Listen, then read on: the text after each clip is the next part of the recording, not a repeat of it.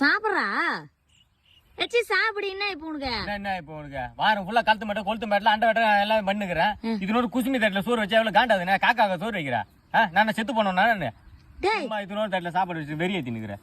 இவ்வளவு பெரிய தட்டு இதனோட தட்டுன்ற என்னமா பத்து இது ஒரு வாய்க்கு பத்துமாமா இது. அட்ஜஸ்ட் பண்ணி சாப்பிடுறா.